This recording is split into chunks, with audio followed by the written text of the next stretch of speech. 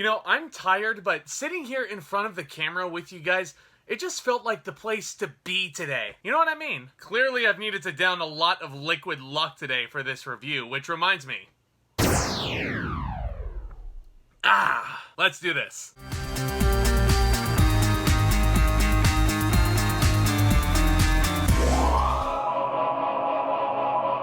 Harry Potter and the Half-Blood Prince. Guys, we are getting so close to Secrets of Dumbledore, which hits theaters this April, and I have had such a blast going through one of my favorite film franchises of all time.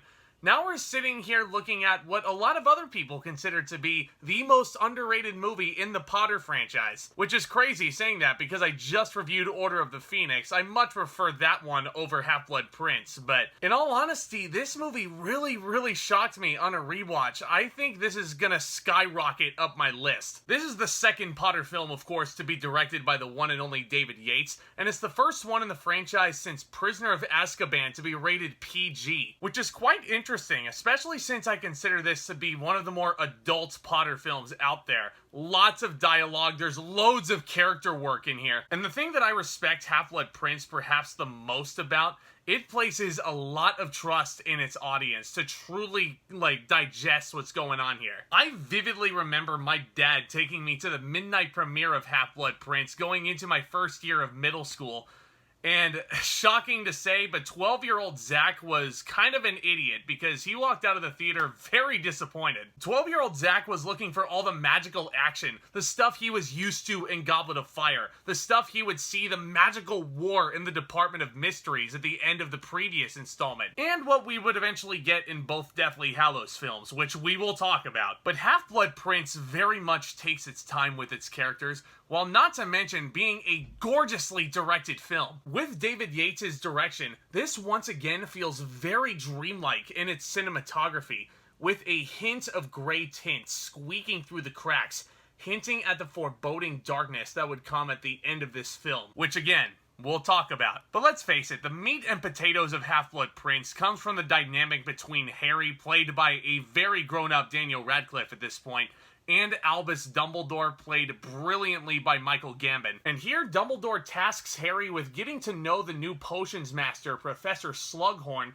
played by the even quirkier Jim Broadbent, and his catchphrase, "Merlin's beard." Seriously, if you never noticed how often Slughorn says those two words in succession in Half-Blood Prince, trust me, it's not something you'll unnotice anymore. But of course, Harry needs to get to know Slughorn because he has a very important memory of an encounter he had with a young Tom Riddle, who of course would turn into Voldemort. And Slughorn recounts that Riddle had asked him about a bit of odd, rare magic. These are known as Horcruxes, pieces of a soul broken up into 7 smaller pieces wedged into inanimate objects. Now this will become ever so important in both Deathly Hallows films, where everybody's hunting for Horcruxes, trying to take Voldemort down. But the way it's introduced in Half-Blood Prince, dare I say, is perfect. And if you're sitting here as someone who never read the books and went in completely blind into this theater to watch Half-Blood Prince, there was probably a huge light bulb moment for you where you were probably sitting there like, oh, that's why Voldemort can never die. Makes sense. But Harry and Dumbledore's chemistry on screen together is very much, ironically enough, Merlin teaching King Arthur. This is a less silly version of Daniel LaRusso and Mr. Miyagi. And there's just so many amazing moments between the two, especially towards the beginning and the end of this film. Who can forget Harry learning how to apparate to Slughorn's house after Harry accidentally abandons his date for the night? Yeah.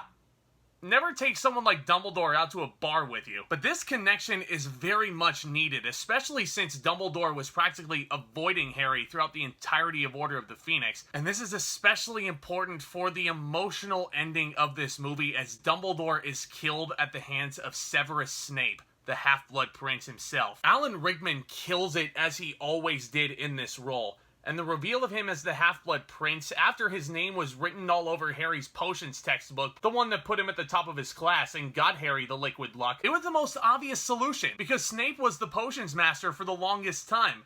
No wonder. But obviously, just judging from me gushing about Harry, Dumbledore, and Snape in this film, the thing that Half-Blood Prince gets so right is that detailed character analysis. Everybody has so many important, drastic, and dramatic shifts to their lives here.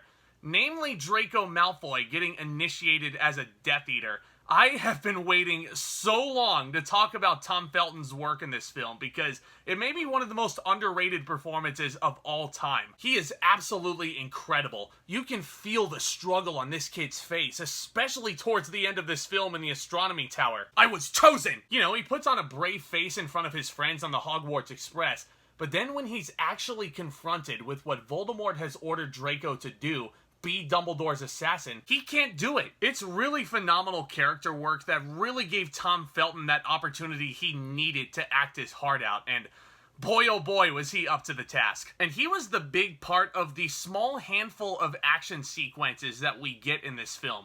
The one that comes to mind is his duel with Harry in the prefect's bathroom, where Harry uses the spell Sectum Sempra on Draco to, let's just say, mortifying results. Ugh. But of course, this isn't just to say that it's all depressing in the Half-Blood Prince. A lot of these character shifts are played for comedy, especially when it comes to relationship statuses changing on a dime. Ron and Hermione's dynamic in this movie has definitely shifted to more coupley arguments. Will you stop eating? I mean, Emma Watson is phenomenal in this movie as well, as she's always been, but I feel like Half-Blood Prince, she really gets loads of amazing moments to shine. She's capable of going from the stern know-it-all smacking Harry upside the head when he gloats about being the chosen one, to the distraught, love-struck young woman seeing Ron with another girl in their year. Now, speaking of romance, let me address the elephant in the room. This is where we get the controversial Harry and Ginny connection really kicking into high gear, and I like this connection. Sue me, I think Harry and Ginny are perfect for one another. Not only do Radcliffe and Bonnie Wright have some really good chemistry here, but Ginny is written to be a perfect complement to Harry himself. She is a very brave soul in her own right, chasing after Harry through the flames in that Christmas sequence. You know, when the Burrow is infiltrated with Bellatrix Lestrange and that werewolf guy and so on? They complement each other very nicely, is my point. Not to mention, Harry standing up to acknowledge Ginny's entrance at Slughorn's big dinner party. Adorableness. Sheer adorableness. But like I said, a lot of this stuff is smartly played for comedy. Very similar to the romantic stuff explored in Goblet of Fire. It would be very, very easy for this to dig into the sappy territory, but they were smart enough to not do that. And not to mention, this movie has loads of other comedic sequences, too many to list off. I, for one, love the Quidditch tryouts showdown between Ron and Cormac to become the Keeper. Cormac is played by Freddie Stroma, who would go on to be Vigilante in Peacemaker, the best show on TV right now, by the way. Or how about Harry perking up after he drinks liquid luck? He's despondent throughout this whole movie, like he gets it. Life sucks. And this is a testament to Daniel Radcliffe's acting brilliance for sure. Because once that potion goes down his throat, he gets super excited. He's all peppy to be there. And I gotta talk about the funeral for Aragog, which honestly should have been a very bittersweet moment. Hagrid is so torn up about this. And it should be a bittersweet farewell to a classic Potter villain from the Columbus films, but it's just hysterical. Also, you have the pincers. Not to mention, guys, I already talked about how much I adore Evanna Lynch as Luna Lovegood in this. Everything she has in Half-Blood Prince is comedy gold. Everything. Remember the ludicrous get-up she has for the Quidditch match for Gryffindor? Even though she's a Ravenclaw, which is kind of strange. Ranging to fixing a broken nose like she does here. Pisky. Ah! That part always has me on the floor. As I've alluded to, Half-Blood Prince has definitely, especially after this rewatch, it has really skyrocketed up my Potter rankings. It's a great film, guys. Definitely not a perfect movie, though. There are a few things that I think could have been explained a lot better than they were. Like how Harry and Dumbledore are able to transport themselves into the cave to retrieve the Locket Horcrux. That part of the script felt like it was banking on you as the viewer reading the book to get that knowledge. And just a side note and a fun fact, that cave was also the same spot where they shot the Cliffs of Insanity sequence in The Princess Bride. I'm sorry, that's just my movie trivia geek sneaking out in this video, but you know, just for funsies, the more you know. Now let's get back to the depressing shit. The way this movie wraps up feels like a perfect climax for the series, like a point of no return. Dumbledore is dead and gone with a beautiful tribute on the way out.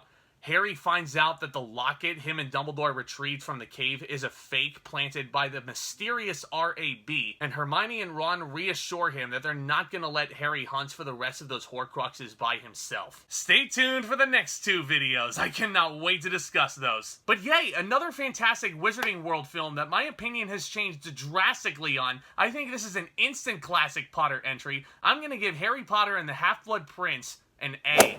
My opinions have changed for the better on this in every single way. 12-year-old Zack might be bewildered at this new 25-year-old sitting here talking about Half-Blood Prince, but I would tell that 12-year-old Zack to go rewatch it, because it's damn good. But let me know what you guys thought of Half-Blood Prince down in the comments section below. What do you guys think was the funniest moment throughout this film? Because I'd love to discuss all these thoughts and then some. Making these videos is fun, sure, but it's getting to interact with you guys that really makes things all the better for me. And if you guys are new to the channel, do consider smashing that subscribe button down below as hard as you possibly can, along with that notification bell right next to it. This channel is closing in on 1,000 subscribers, which I'm still so floored by. Oh my god. Thank you all so very much for supporting this channel up to this point. It really does mean the world. Let's go ahead and round that number out, shall we? And don't forget to smash the thumbs up button on your way out. That would be some tremendous help as well. And of course, I've got loads of exciting content hitting this channel very soon. I will be seeing Uncharted this weekend, and there's a couple other new releases that I need to catch up on in the meantime. And expect my review for Harry Potter and the Deathly Hallows Part 1 hitting this channel very soon, before you know it, rather. Y'all are the best. Thank you all so very much again for stopping by the channel today. And with all that being said, back talk, commence.